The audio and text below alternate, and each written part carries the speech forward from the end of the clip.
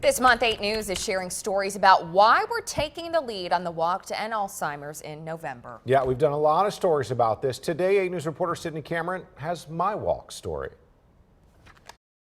Morgan is taking a trip down memory lane. And that's actually in their house up in Harrisonburg right there.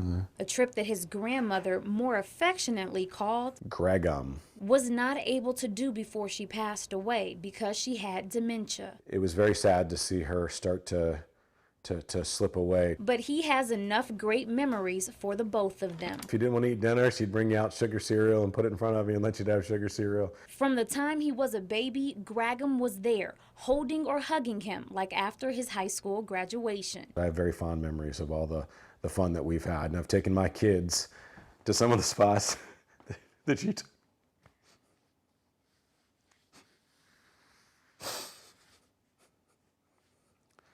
It's just sad.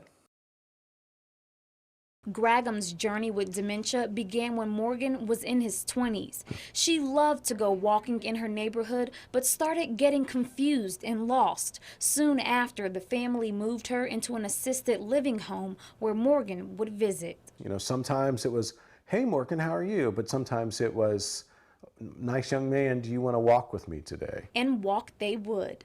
But one day when Gregum was walking, she fell and broke her hip. She had surgery, but because of the dementia, she could not remember what had happened and tried to get out of bed. It put pressure on this new hip that she had gotten, and she fell and broke that hip. It was a couple of months that she lingered, and then she was gone. 13 years later, the emotions are still raw. Just sad thinking about it.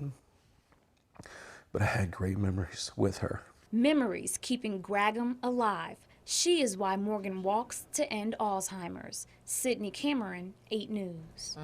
The thing that almost anybody that's been touched by Alzheimer's will tell you is that they're gone before they're gone, and that's why it's so sad. That's really tragic. It's really difficult to watch that transition. And we were talking during the story, so you were in your early 30s when she passed away. She never got to meet your kids, but she would love them. Yeah, well, she was a character. And Gregum, where'd the name come? We still don't really know where Gregum came from, other than probably either my brother or I or one of my cousins. Couldn't pronounce grandma, maybe? Couldn't pronounce grandma, and somehow that stuck. She became Gregum after that. So even though I have older cousins that, you know, called her mom or grandmother or things like that, Gregum somehow stuck. That's a good one. Strangest name you've ever heard of. I call my grandma Gabi, so I can relate. Same thing. So there you go. Everybody's got some weird name in the family that they call it. Yep.